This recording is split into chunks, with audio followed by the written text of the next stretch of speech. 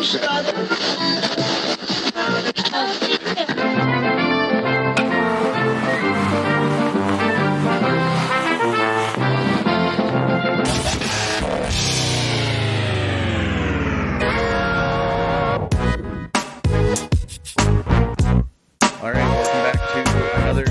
of Sean and Ed's Do Baseball. I'm Sean. And I'm Ed's. And we're doing baseball. We're bringing you some baseball history. That's right. We're a bi-weekly baseball history podcast where the story catcher does not know what the story pitcher is going to be telling them. Wow. Almost 60 episodes in, and you're still amazing me, Ryan Edwards. Well, I know. I was listening to an old episode the other day, and I was like, why do we not have some kind of play on for... the battery, Yeah, the battery. So today I'm pitching. I got quite a story.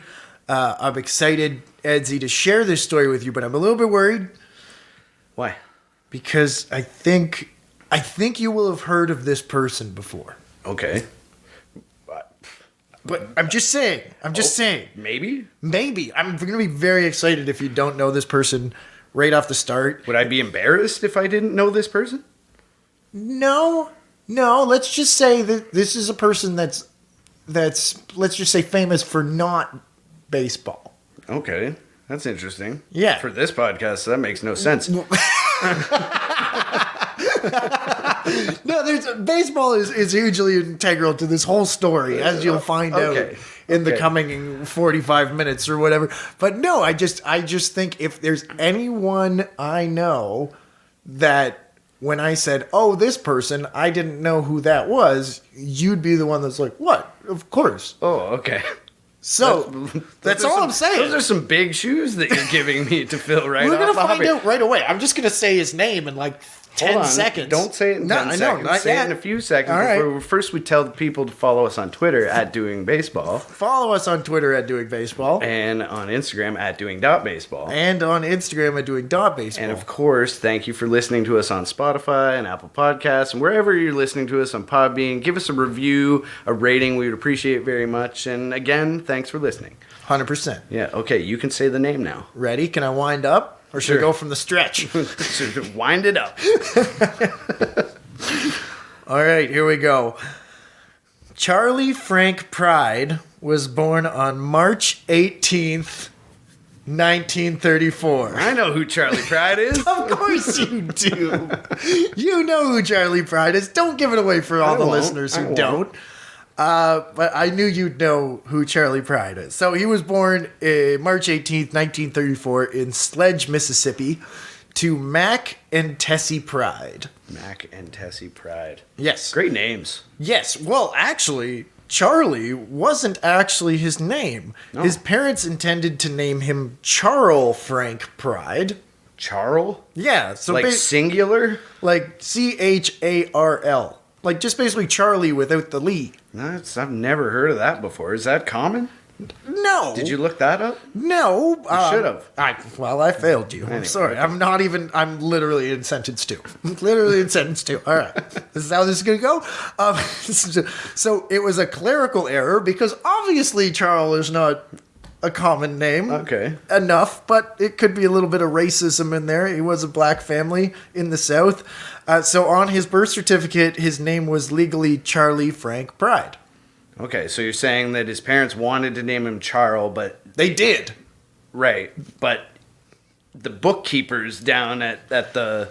I guess bookkeeper's not really the right word. That's a whoever it was person, was like, oh, they meant to say Charlie. Okay, they just assumed. Okay, That's what I was getting to. So, according to Pride's biography, his dad would sternly tell his son, I named you Charles. That's your name. Okay. They argued about this for some reason? I'm assuming when he was growing up, he was like, I am Charlie. It says right here on this card, my name's Charlie, Dad. Well, I mean, it's amazing his dad even gave him that much attention because he was the 4th eldest of 8 boys and 3 girls. So 11 kids. 11 kids, wow. His parents picked cotton as sharecroppers, and as you could probably guess, the Pride family didn't have a lot of money. Mm-hmm. They lived in what was called a shotgun shack along the Mississippi Delta. And the children would sleep 3 to 4 to a bed, alternating head to toe. Is that what a shotgun shack means? Like it's little? It's small. So a shotgun shack, I looked it up. It's like basically a small dwelling that has 3 rooms. Mm-hmm. So kitchen, living room, bedroom. Okay. That's it. And everyone just crashes in the same bedroom. 100%. Okay. Well, your parents are getting down, making you the 11th little... Might as well. Yeah, exactly. So they're... Because you can't stop. No, you can't stop. People have needs, Ryan. So anyways, the children slept in the room. Oh, my God. So the father was pretty emotionally distant, never giving much praise or sentiment, and running the house his way. He was also a deacon in the church and stuff, so... He was the boss. He was the boss. They were a poor family, but it sounded like they were really hard workers, and, just his dad tried to raise them the best he could, even though he was kind of a dick about it. Right. So his mother, on the other hand, was very sweet and encouraging. Growing up in the South, the Pride family no doubt were exposed and had to endure endless racism. Pride spoke in his later years of growing up in the South and being in school reciting the Pledge of Allegiance. He said he'd get to the part about liberty and justice for all and then look out the window and see that it wasn't so. So stare forlornly out the window? Yeah, even as a young kid, he was like, yeah, no. That's bullshit. That's bullshit. Yeah. Pride's mom would instill these words into her young son's mind. And this is a longer quote. I got this from a documentary and I think it's pulled from his biography. But basically, You've got a lot you're going to have to do, and you can't do it carrying a lot of resentment with you. So... Those lyrics? No, those are just from his mom. Oh, okay. But yeah, that does sound almost lyrical. Yeah. So Charlie grew up working in the fields along with his father and brothers, and dreamt of doing anything but picking cotton. But as you would. I think he went to school until, maybe he was a teenager, but, then you just started working on the farm. Okay. One luxury the family seemed to have was a radio.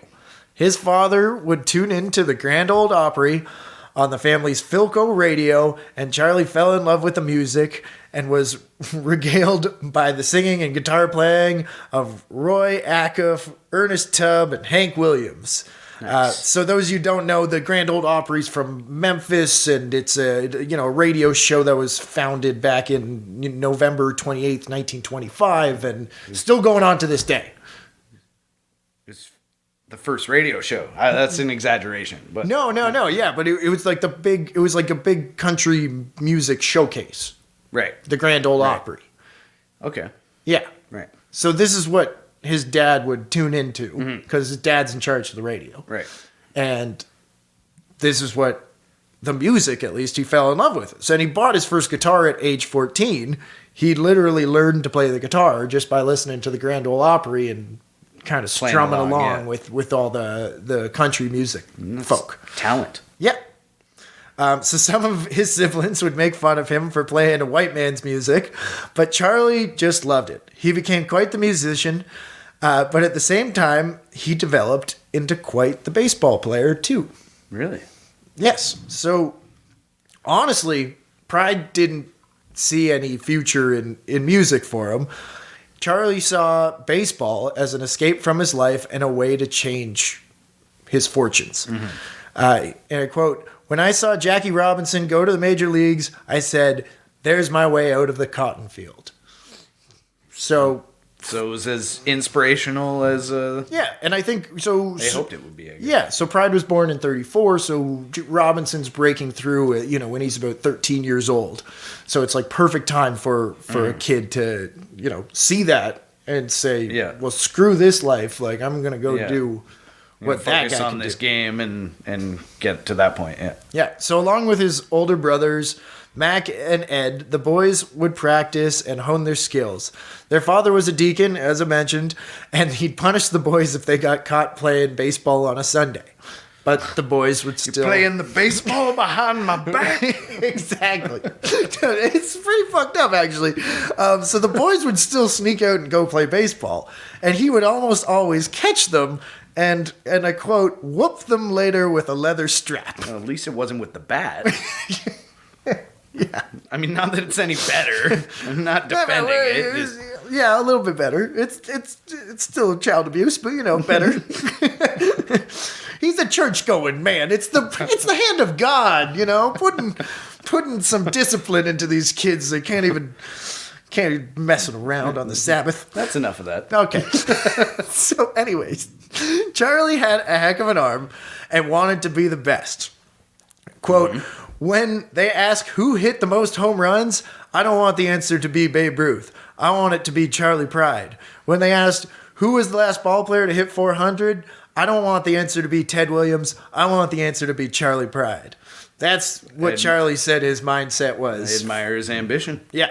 So in the spring of 1952, Charley, with little experience at all other than playing on the sandlots and whatnot, was tried out for the Memphis Red Sox of the Negro American League.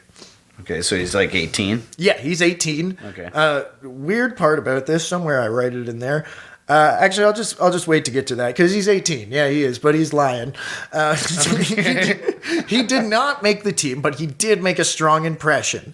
He instead joined the all-black team in the Iowa State League called the Wall Lake Popcorn Kernels. That's an awesome name. Yeah, Wall Lake Popcorn Kernels of the Iowa State League. Is that still around? I doubt it. I didn't They really... should bring that back. Yeah. It should be a theme night. So... the year, actually, I answered that question.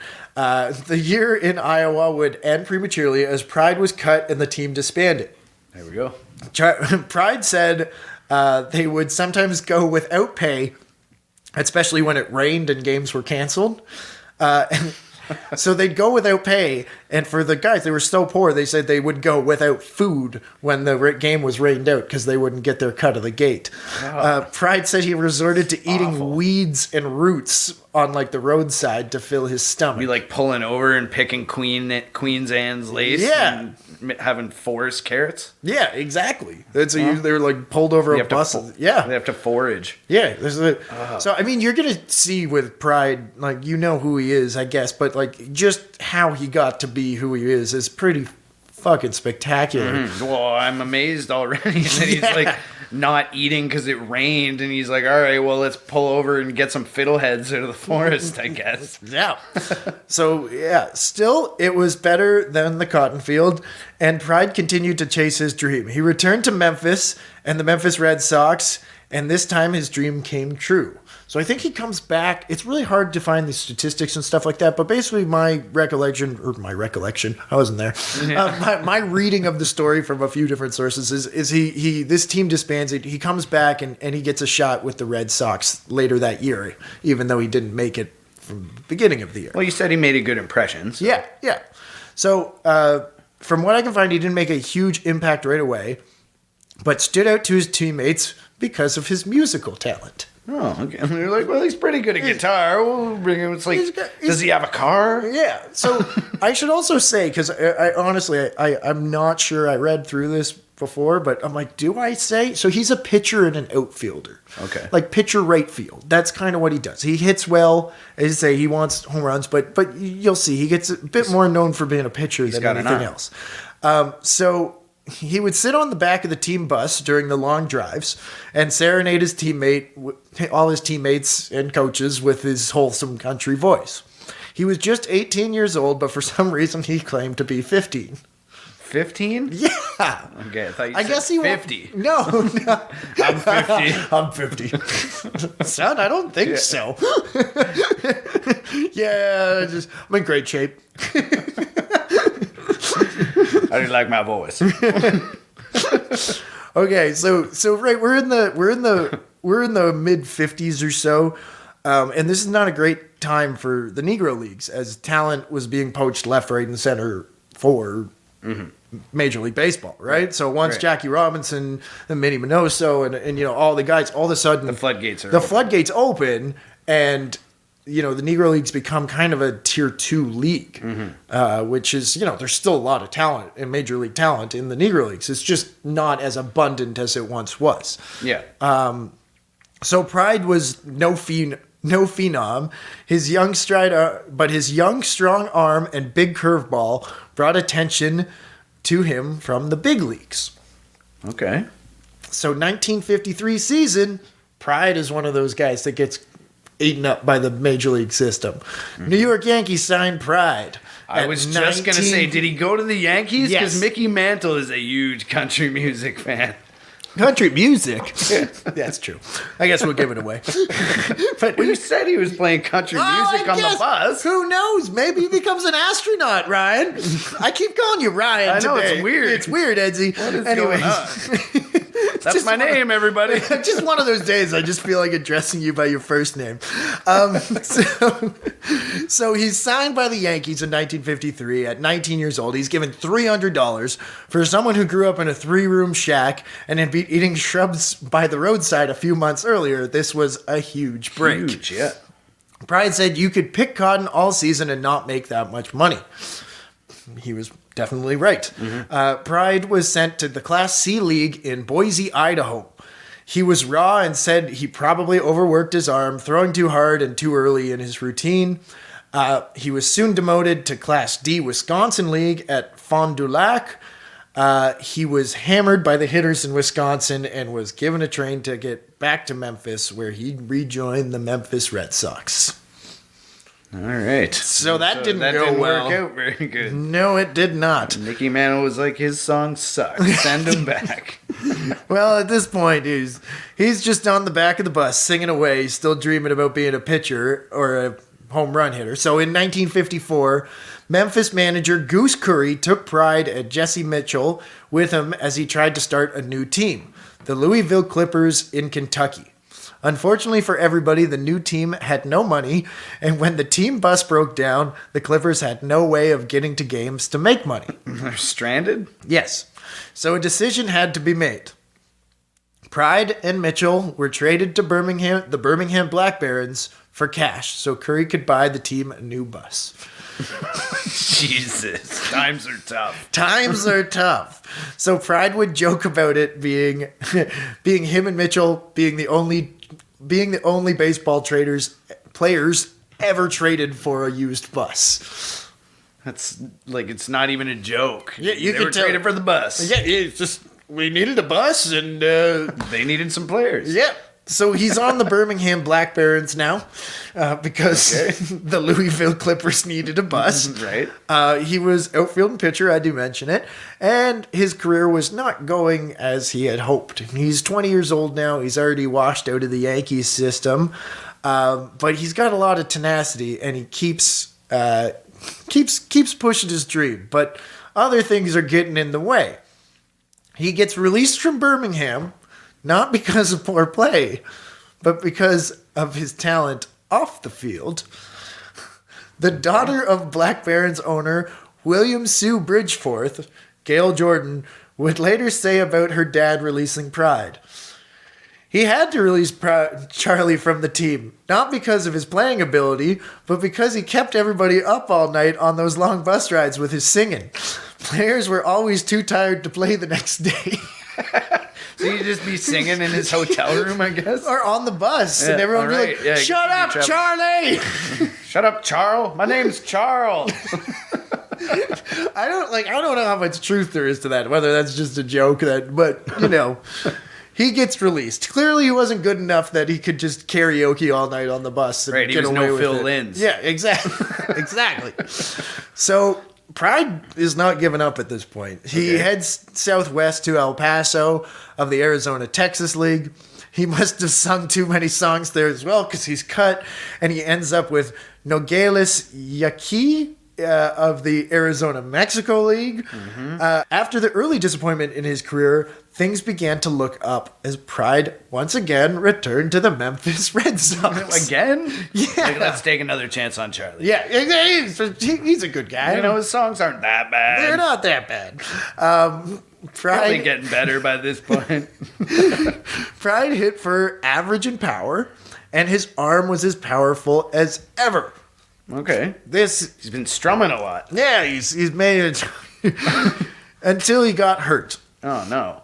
So apparently, according to Pride, that, you know, there was some major league interest again around this time. But when the major league scouts saw his arm go, Pride says, I didn't see them at the park no more. So I guess you wouldn't. Yeah. So things looked really bleak, but Charley was crafty and tenacious. Okay. What do you do when your arm gets hurt? You switch arms.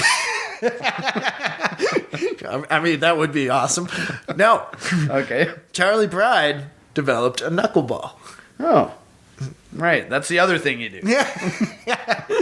So he came back in 1956 with the Memphis Red Sox.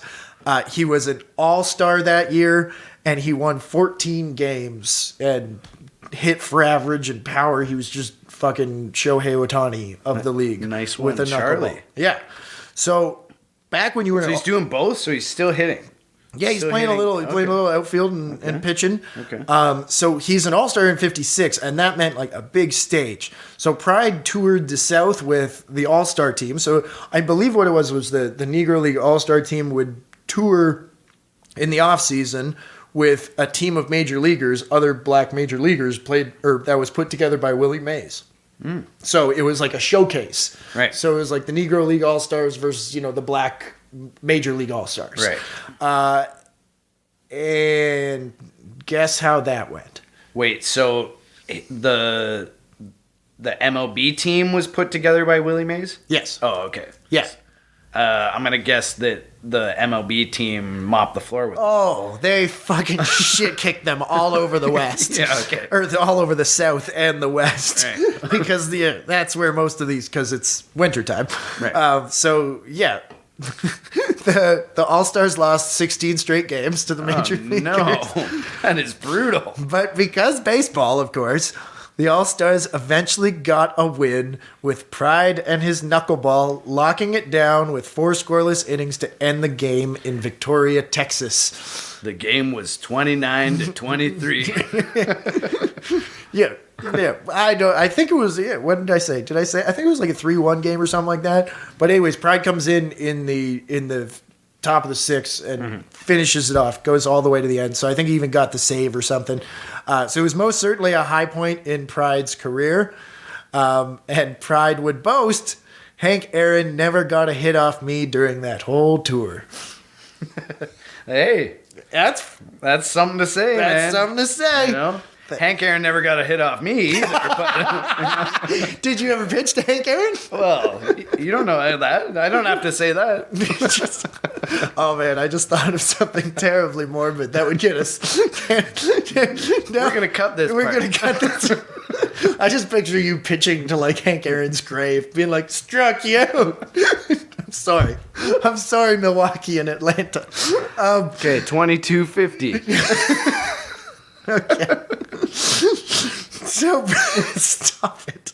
Pride never, I don't know if he struck Hank Aaron out, but he didn't get a hit off him. It's like 4 line drives. No. So this is literally probably the peak of Pride's playing career, but it's far from the end of Pride's playing career, though.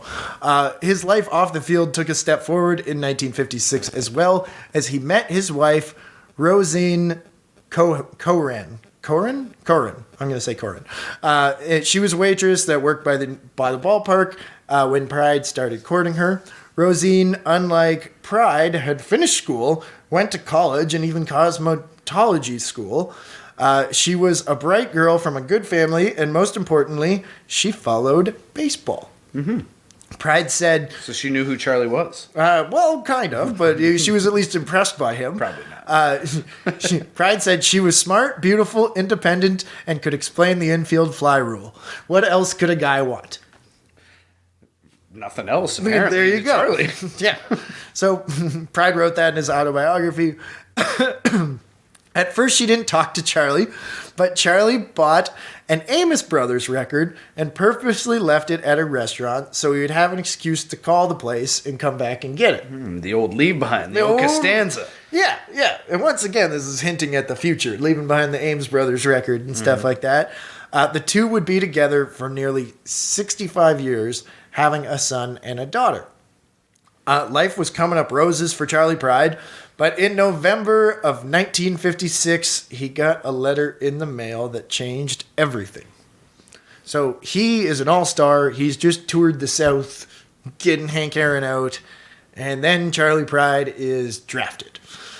Okay, what year was it? 1956? 56. So it's not like there's not really a hot war going on at the time, let's just say. But so he's drafted. He still's got to report for duty. He reported for basic training. After basic training, he returned home for Christmas leave and married Rosine on December 28th. Pride would end up at Fort Carson, Colorado for pretty much most of his deployment. He didn't go out of country. Mm-hmm. He helped the Fort Carson baseball team win the All-Army Sports Championship, as well as sang at the local officers club. Nice. Pride was discharged from service after 14 months, and by this point, Charley and Rosine had their son named Craig. Pride returned to Memphis and had a good season with his old knuckleball. Mm-hmm. So he's been away for over a season and comes back. He was once again an all-star, but now he was playing for more than himself. He wanted a raise, and when it wasn't awarded, he decided to sit out the 1959 season, choosing to work at a lumber company instead. Oh, so he's striking. Yeah. Sort of. But... I mean, the Negro Leagues are really in their death rattles at this point, so...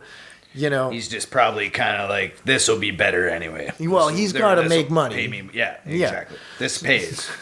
So, Negro Leagues were all but broke at this point, I just said, and Pride had a young family.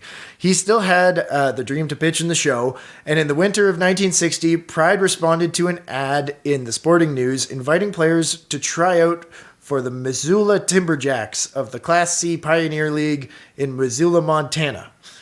Pride got into baseball shape, borrowed $400, $200 of which he left with Rosine, packed up and headed for Montana. But his dream of being a big leaguer was just not in the cards for Charley Pride. After 3 starts with the Timberjacks, Pride was released. His coach helped him get a job at a local smelting factory that had a company-run semi-pro team. The East Helena Smelterites. They won the championship with Pride that year. Their jerseys probably smelled awful. Yeah. So it's 1960. He washes out of another semi-pro league, and now he's working for a smelter and playing there. After games, the team would go out for a drink. Pride was always encouraged to pick up a guitar and sing. Soon his voice was getting noticed as much as his baseball skills. His landlady hears Pride singing and playing guitar and gets him his first gig ever at a nightclub in Helena, Montana. Nice. I was going to say, like, he has to have been getting better over all this time. Apparently. And obviously he has been. Yeah, so Charley played the main tavern, making about $20 a day, and soon Charley was getting calls to play more and more clubs around Montana. Okay. Pride was still relentless with his baseball career, though. Like, he's not He's still hell-bent on it. He's like, I'm going to fucking play baseball. So he's playing for this, like, Smelterites team, and he cuts out articles from the local papers highlighting his play and is mailing it to GMs and managers all over Major League Baseball. Well. So he lands a tryout with the newly formed California Angels. In the PCL? The PCL? No, I think this is when they started their Major League... what year was it? 61? Oh, okay, yeah, it was Major Leagues. Yeah. But he was cut 2 weeks into spring training. So 61. Okay. He goes out. Another not fared so well. Okay. Yeah. So Charley said he was nervous and wanted to look so good that he pressed. And we all know what happens when you press in baseball. Pride approached owner Gene Autry at his hotel and begged him for a chance to stay in the camp. It did not. It didn't work. It didn't work out? Did not work out. I feel like something else happened at that meeting, perhaps, though. Maybe. Okay. I don't think so. Oh, okay. Anyways, Pride returned to his new home in Montana. At this point, I believe his wife and kid have joined him up in Montana. And he's just working for the Smelterites, winning semi-pro Montana championships. He's a black man living in Montana in the early 1960s. It's the least populated for black people. Yeah. So it's just, I mean, it's an interesting place to be for sure. So Pride looked to have secured another major league tryout with the Mets in 1962. Another one. Everyone keeps giving him a chance at least. Yeah, but he breaks his ankle at the smeltery or whatever, and wasn't able to do it.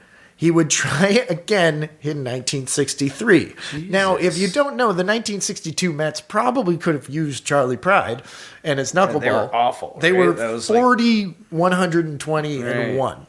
Somehow there was a tie. They're like, just don't let them lose this one. We can't lose 121 games. So, yeah, they were really bad. So Pride is like, well, surely the Mets. I mean, it's sound logic. They offered it to me last year. They were garbage. Like, there's no way. But he's not getting a response from the Mets. They're like, no, we couldn't be worse. No, so he just decides to be Charley Pride, and he gets some Louisville Slugger bats made up in his name and mails the bats to Mets big league camp down in Florida. That is genius. So it's like the bats arrive. They're like, who's these bats? Charley Pride. I guess he's going to be coming for spring training because everybody's sending their equipment. You know. It's so smart. Is it though? Well, I guess it's a waste of money, but yeah. So I mean, I guess it would be smart if it works out, but I know it doesn't. So yeah, he in his mind, he's like, well, now they know I'm coming for sure. It's very like Willie Mays Hayes Major League event. 100%. Yeah. Oh my God. No. I'm gonna sell 50 batting gloves. Yeah. These shoes have rockets on them. Anyways, so he made the long bus trip, remember, from Montana to Florida for spring training. Like almost the furthest you could travel. Almost. So he arrived at the team hotel at 4 a.m., but Pride's name was not on the list of players. So the person's like, we are all full. Did he tell them his bats were there? No, my bats are there. Then I checked the bat list. You'll see my name's on the bat list, so I should be on the hotel list. So, luckily for him, there was an acquaintance from the Negro Leagues, Sammy Drake, old teammate or friend or something. So Pride convinces the hotel clerk to give him Sammy Drake's room number, and Pride knocks on the door, and it's 4 a.m. and he's like, "What the hey, Sammy, it's me, Charles." Stop. So yeah, he shows up at 4 a.m. and so of course Sammy's nice enough; he lets him come in and sleep for a couple hours.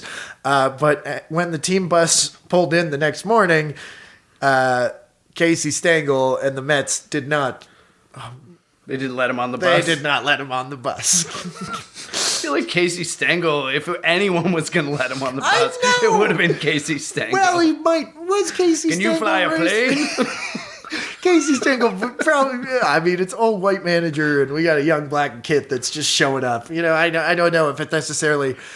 So Stengel tells Pride, we ain't running no damn tryout camp down here. Even though spring training is technically a damn tryout camp. That's exactly what you're doing. What are you talking about, Casey? Well, I mean, like, I guess he means like we're outside the organization, like open tryouts. But spring training is absolutely a tryout. Again, did he ask him about the bat list? Sir, if you just look on that bus, my bats should be there. Ask the equipment manager. He'll tell you, Charley Pride right there. Okay. So this was the point of like brokenness for Charley. So it's whatever it is. It's 1960. Not being let on the Mets bus after they lost 120 games. Okay. Yeah, so he's like almost. He's also like almost 30 at this point, right? Like he's in his late 20s. So there was many things that Charley Pride would be, but a baseball player or an MLB baseball player, he would not. Baseball is what got Pride out of the cotton fields and out of the deeply segregated South, but Charley Pride's destiny was on the stage, not on the diamond. All right. So, if you haven't figured it out already, Charley Pride was gaining an audience with his country music. He had a sweet baritone country voice, and the shows began to get bigger and bigger. Charley had opened for Merle Haggard, and in 1962, the DJ in Montana, the DJ, I love that. The DJ in Montana. There's just one. Tiny Stokes is the DJ. So Stokes arranged for an audition for Red Foley and Red Sovine. Red Sovine. Yes. So the Reds were impressed with Pride's talent. Unfortunately for Charley, it wasn't the Cincinnati Reds. I see what you did there. Yes. But these Reds were big country music producers and musicians from Nashville. Mm-hmm. So they were rolling through Montana. Tiny Stokes was like, hey, you got to hear this guy sing. Got to hear old Charley sing. So they're so impressed, they invite him onto stage. Really? At their show. Wow. Once again, black musician. These are white musicians from the South. Mm-hmm. This is Montana in like 1962. So he's breaking some barriers. Some barriers and stuff like that. That's how talented and just awesome of a person he is. Montana is definitely a strange place for a black country music star to rise to fame in the early 1960s, but that's exactly what happened to Charley Pride. Pride said of Montana, he hated the cold, but loved the people.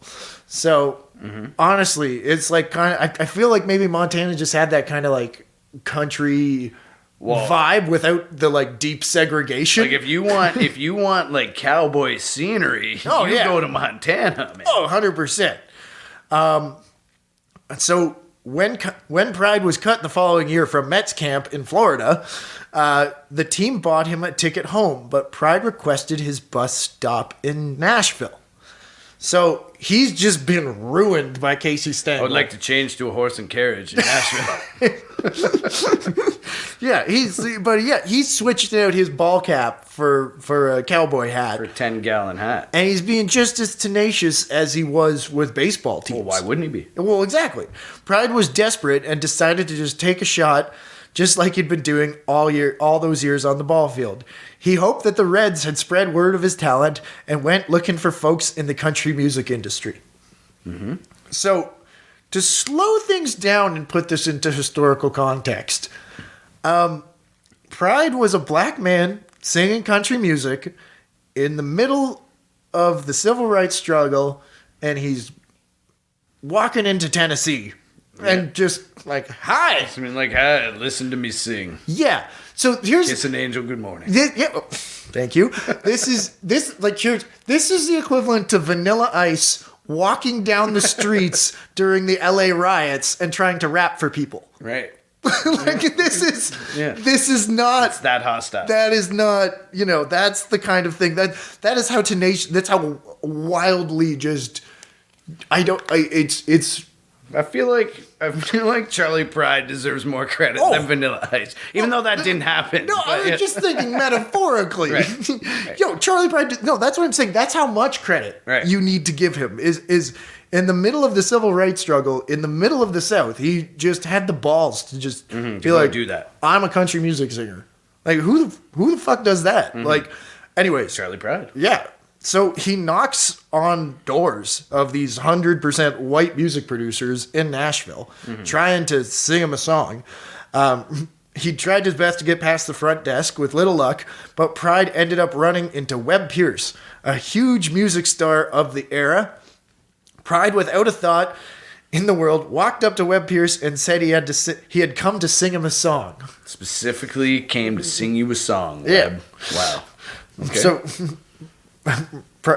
Price was a little taken aback, but after Pride explained himself, Webb made a call to Jack D. Johnson and asked him to record Pride.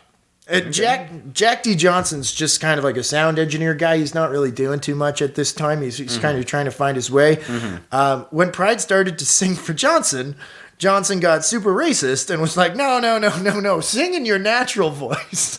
What? Yeah, exactly. Sing in your natural voice. So, yeah, because Because he couldn't possibly sing the way he sings? He couldn't sound like Hank Williams. He was black. Like, okay. So, Pride told him, no, this is how I sing. This is my natural voice. Yeah. Which they don't know any different. Yeah, this is how I learned to sing. Yeah. Like, I was listening to the Grand Ole Opry playing this music. Fuck you. So Johnson's a little dismayed. But to kind of his credit, I guess, he sat back and recorded, and Charley blew him away.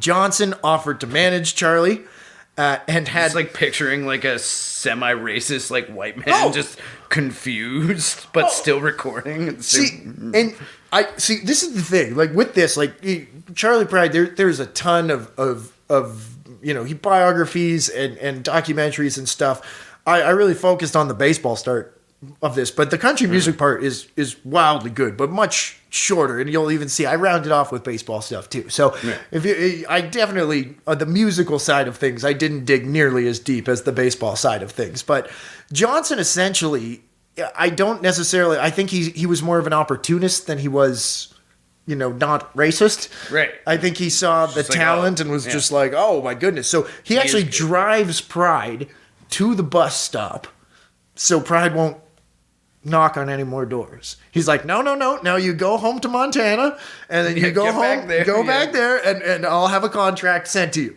That's what he said. Okay. Right? So this underhanded? Yeah. So Pride ended up coming home, and there was a contract waiting for him. Well, the man of his word, anyway. I guess he wanted to cash in. Yeah. So Pride ends up getting assigned a producer, and that producer, if you know country music, is big cowboy Jack Clement, who had launched George Jones and Waylon Jennings, as well as worked with, ridiculous superstars like Johnny Cash and Ray Charles. And Charley Pride. Pride and Clement teamed up, and they were a fantastic battery. Get it? Ooh. Clement calling the game, and Pride executing the songs perfectly, along with some of the best musicians in Nashville. Clement, by all accounts, fought for the underdogs and was excited by Pride's talent and didn't give a damn about the color of his skin. He championed Pride throughout the very white music industry, financing his first demo and using his clout to convince Chet Atkins to sign Pride to RCA. Clement would produce or co-produce Pride's first 13 albums. Wow. Yeah. So to give a little background, just to give credit where credit's due, black musicians are not completely unheard of in country music. But let's just say integration hadn't exactly happened by that point, the same way as the rest of the country. Mm-hmm. Not saying we're even integrated at this point, but, there was some black country artists, but for the most part, black guys were jazz and blues musicians, and, white audiences and black audiences were kind of, you didn't have a white act following a black act or vice versa most of the time, especially in the South. So Atkins and Clement were taking a big risk with Pride, but believed in his talent and tenacity. In 1966, RCA released Pride's first single, and they did not include the bio and photo that was standard at the time.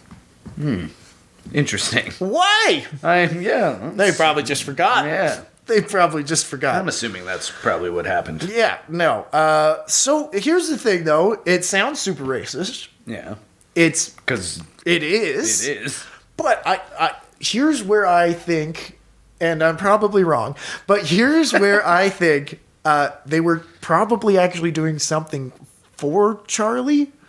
Like, you think they were, like, worried about, like, a backlash from that? Oh, so, they were just like, if we send out this record with this guy's face, it's just going to get tossed in the dump. Right. Like, country DJs are not going to play a black country music. Mm-hmm. Like, they need to... But they believed in his voice. Yeah, so they were just like, here's a record. His name's Charley Pride. It's good. Just play it. Let the voice do the talking. Exactly. So it's super racist. Yeah. That they needed to do that. Right. But it might not have been racist that they did that. Okay. But the need to do that definitely racist. Right. The whole climate of the whole situation. Maybe you know what? Everyone was probably racist here than Charley Pride. Yeah. So, anyways, they were probably correct in that, and they were. All right, next paragraph. So country radio played Charlie's songs, and they fell in love with his voice. Then were most likely shocked when he began to tour on making radio and TV appearances. Right. Just, I think you can all picture that scene in your head of Charley Pride showing up to, the Dallas country music station the first time. And everybody's like, okay. Yeah, so Pride put out a few singles before one really struck a chord. Just Between You and Me was released in 1967. The song finally brought Pride the success on the country music charts. The song reached number 9 on the Hot Country Songs on February 25th, 1967. Country Charley Pride, his first album, would go on to hit gold, and his audience started seeing his blackface more and more, most of whom were surprised to say the least. At a show in Detroit, the crowd went into hushed silence when Pride took the stage. Then, yeah, exactly. So then he spoke into the microphone and said, "Ladies and gentlemen, I believe it's kind of unique, me coming out here on a country music show wearing this permanent tan." So, jeez, he's breaking the ice. Yeah, he is breaking the ice. I definitely realized I started a paragraph there and I didn't really finish it, but I'll get to that in a second. So Pride was blazing a trail through country music. No one had seen a black man like this in country music before. Well, at least for a generation. And this is the paragraph I need to finish. In fact, one musician Pride was listening to on the old Opry growing up was, in fact, D. Ford Bailey, a black harmonica virtuoso who was with the Opry from the start, but eventually his race became an issue and helped lead to his dismissal in 1941. Also, the Opry had a lot of blackface. Let's just throw it out there. The Opry, I actually was in the live action, because it'd be on the radio, and it'd be like a theater show that was broadcast on the radio. Yeah, right? So the old Opry, there was a lot of blackface there. I found a book on it, and I was flipping through it. And there was a lot of blackface there. So cool. D. Ford Bailey was pretty much the only black musician on it at the time. Right. So once again, like Pride, he was the only the only black face in a very white room, and D. Ford Bailey, had to deal with blackface, racism, in front of his face. So almost 30 years later, in 1967, Pride would be nominated for a Grammy for Just Between You and Me, and his career would take off. He would even play the Grand Ole Opry, the show he listened to religiously as a child and had inspired his art. Nice. I bet that was huge. Oh my God. So as one could guess, and we've talked about already, it was not easy being the first black country superstar. Mm-hmm. Pride was not welcome at all clubs and venues. Some musicians refused to play shows with him or even take the same stage as him. So, racism. Fuckers. Yeah, but just like Jackie Robinson, and just like when Pee Wee Reese put his arm around Robinson in Cincinnati, Willie Nelson welcomed Charley Pride into the country family, giving him a big ol' smooch right on the lips at the Big D Jamboree in Dallas. And Charlie got a major contact high. Oh, God, yeah. Charlie smoked a couple joints out back. He's a pretty good guy. This act by Nelson and Pride was a big moment in the history of country music. I heard this was in 1971. It might have been earlier. There was a few different dates, so I didn't put the dates in there. Mm-hmm. But here's a quote from Willie, who told Parade Magazine, Charlie's being treated unfairly. They didn't want him to sing there.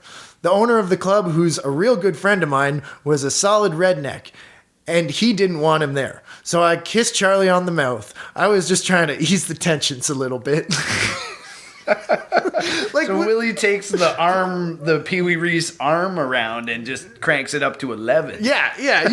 Like, Well, good for Willie. Honestly, like this is once again, this is probably us looking at it from like, or history looking at it from a white perspective of just like, well, the stage or the owners were being mean to him, so Willie Nelson just gave him an unsolicited kiss on the lips and made everything better. True. Like, it's just like, wait a minute, people were being racist to him, and then Willie Nelson just like sexually assaulted him in front of everybody, And then everyone was like, oh, "Yay! yay, and I'm Charlie's fine. Charlie's now." fine. Willie kissed him. Like, it's a Yeah, weird. that's true. It would never it would not be like a switch flipped. It sounds like a really nice story until you really start thinking about it. true. Like, was Charlie okay with this kiss? Like, but it did sound like to credit. And oh my God, there's so much more here. But they're like, Willie really helped Charlie get ingrained with get it. over. Yeah, I mean, well, like, he took him on tour when he was younger, like, he was first starting out in Nashville.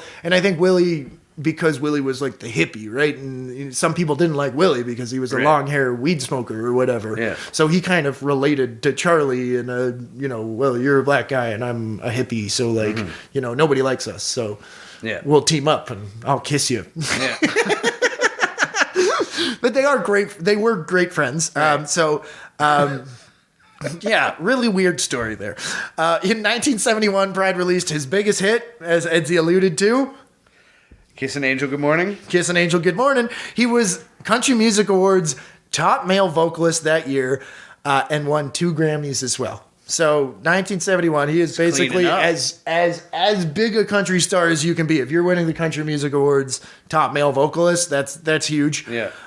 Pride moved him and his family to Dallas, and in 1972, the Texas Rangers came along. I should have checked that date. It was 72, right? I think so. I think so. Anyways, we all know the Texas Rangers. Pride, boo. Pride became a mainstay at the stadium and was even invited to be a guest player at spring training in 1974. For the Texas Rangers. Oh, God. Pride is 40 years old in 1974, and he fulfills his childhood dream. He gets a single off none other than Jim fucking Palmer of the Baltimore Orioles in a spring training game. Oh, okay. It's a spring training game. Still. Yeah, that's huge. He's 40. Yeah. So he's still got baseball in him. Like, obviously, he is a massive country music star at this point. Mm-hmm. But it was 72. Yeah, I figured. You weren't correcting me, so I was just rolling with it. But yeah, even though you didn't make the big leagues, you got to hit it off Jim Palmer. Mm-hmm. That's pretty sweet. Was that one of his big 20-win years? Probably. I didn't look into Jim Palmer's. Why not? It was just a spring training game. He was a celebrity guest. I'm just kidding. All right, carry on. So I'm wrapping up anyways. Pride's music career would span decades, and he would have personal battles with manic depression disorder before seeking medical help in 1989. Good for you, Charlie. Yeah, Charlie also had an affair and was sued for child support in 1990. Not so cool, Charlie. Not so cool, Charlie. With a paternity test revealing him to be the father of a young boy. Mm-hmm. So, still though, Rosine stood by at Charlie's side. In all, Pride charted 50 top 10 country songs, including 36 that reached number 1. He had 11 gold albums and became RCA's best-selling artist, not named Elvis Presley. Wow. Yes. That's quite a feat. Yes. Huh. So, I wouldn't have thought that. And really, just to sum up, I'm not done yet, but Pride said to summarize what he had to do to get to that point. And, I'm finishing up 30 years of history here in 2 minutes, but he said, I learned to maneuver around a lot of the obstacles that you encounter as a black man to be able to get to where I am today, which basically just is... Mm-hmm. Euphemistically summing it up so perfectly. It's just it in a nutshell. Just I was a black man. I had so many obstacles, but I figured it out. Mm-hmm.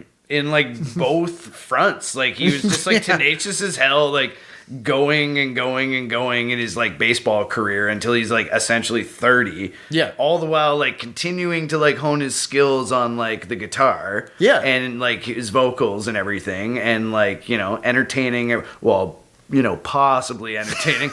Entertaining to a point of annoying his teammates or whatever. But, like, and then just, goes hard in the paint to get, like, a record deal. He kind of, like, stumbles upon the record deal, but, like... But he had to make it happen for himself. Nobody was going to give him no a contract unless he fucking made them. That's right. Yeah. And he did. Yeah.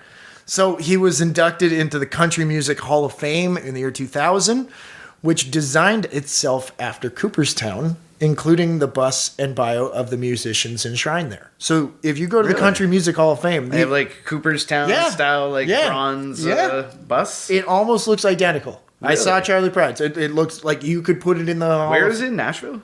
Oh, probably. I don't know where the Country Music Hall of Fame is. Well, I was going to say we should go, but obviously you don't want to. I don't give a shit. I want to go. Okay, this is how I knew you'd know Charley Pride.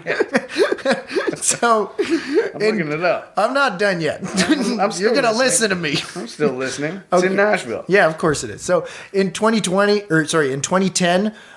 Pride became a minority owner in the Texas Rangers as part of a group led by Ray Davis and Bob Simpson. Did he sell it by 2015? No. Oh, I don't like him anymore. Okay. He also made it a tradition to offer a private concert for players and team officials at every spring training. Nice. It was easy to do since Pride had a locker and would regularly work out with the team, even though he was in his 70s and 80s. Oh, might as well. Exactly. See, this guy was just baseball. Owned the team. Well, he owned like a 5% stake. Doesn't matter. Doesn't matter. But this guy he still loves baseball. Yeah. Like, that is why we're doing a Charley Pride episode. His love for baseball never died. Never died. I wonder if he has any baseball songs. Yeah. So... no, I looked it up. It's all about love and shit. Like, anyways. So, a quote from John Blake, who is the Rangers communication manager. He told Sports Illustrated in 2018, "It's one of those rites of spring to see Charley Pride stretching in the outfield." So it's just, that's how common he was. So set your watch to it. Yeah. Pride performed the national anthem numerous times at Arlington Stadium and the ballpark in Arlington, and did it as well when the Rangers inaugurated their new park, Globe Life Field, which could have been called Stadium Arlington Ballpark, on July 25th, 2020. The Negro Leagues Baseball Museum presented Charley Pride with the Jackie Robinson Lifetime Achievement Award in 2013. Museum president Bob Kendrick said, "The award is given for career excellence in the face of adversity. You look at what he did. He's a really good baseball player. Then he fell back into a country music career. We should all have a fallback plan like that." Yeah, it's a pretty good fallback plan, Bob. So Pride received a Grammy for a Lifetime Achievement in 2017, and Pride was honored with country music's Willie Nelson Lifetime Achievement Award in 2020. Unfortunately, kiss.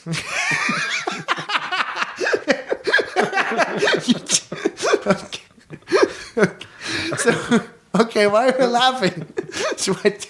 That was good. Oh, okay. So sad. Charley Pride died in Dallas, Texas, of complications to COVID-19 on December 12th, 2020, at the age of 86. So nearly 1 year ago, this coming week or two. I knew he'd passed away. I remember it being in the news, but I'd forgotten, I guess, that it was of COVID complications. Yeah, he was 86. It's a good run. It's a good run, but I mean, could have been longer, I guess. He's probably pretty healthy. He played baseball. Was he still playing ball? Likely. Well, he was at Ranger spring training every fucking spring, so so he still is. I warmed up Pudge. I'm sure he did. He probably did. I kissed him. Told him that's from Willie.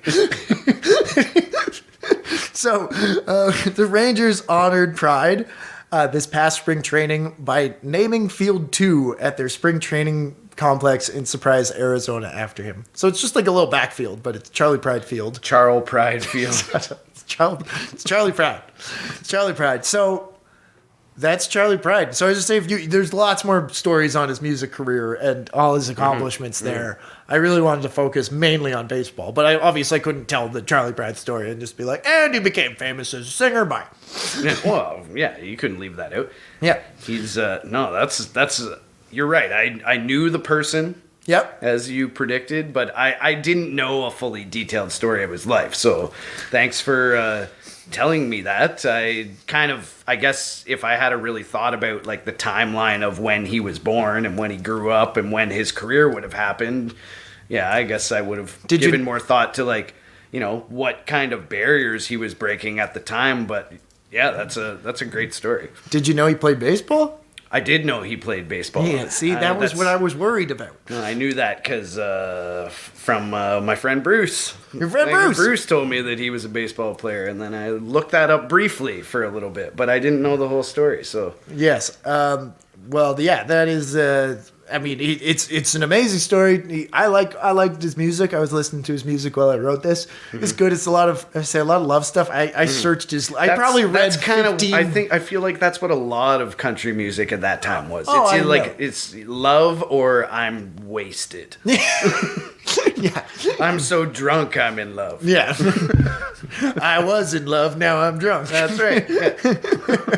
So, honestly, though, there's a lot of stuff. Like, Willie Nelson and him were super friends, and there's a whole thing that, like, Willie Nelson seemed to really do a lot of good things, but, like, really looking at it from the other side, like, I have no doubt Charley Pride was great friends with Willie Nelson, and but was also like, you're a weird dude, Willie. Well, yeah, let's just say Willie Nelson had a nickname for Charley Pride that was not good. Not a good. Think of Superman, but horrible. I'm not gonna think about it. No, don't. No? Anyways, Charley Pride has defended him. Like, up until his death, Charley Pride was like, no, Willie Nelson's the greatest dude ever. I don't care what he called me. Right. He called me it lovingly. But it's still like... It's still like... yeah. Anyways, Charley Pride. Kiss an angel, good morning. Yeah. Well, thanks for that story, Sean. It was another... That was a long one. Do you want to get sued by RCA? We could play some music. I guess so. Do you want to? I don't know. I don't know. Well, we can always cut this part. Yeah, exactly. But... We'll play this after we tell people to follow us on Twitter at Doing Baseball and Instagram at Doing.Baseball. Give us a review. Give us a rating. Yeah, thanks for listening. And is that it? We'll see you next time. See you next time. I'm Sean. And I'm Eds. And we were doing the baseball. Okay, bye.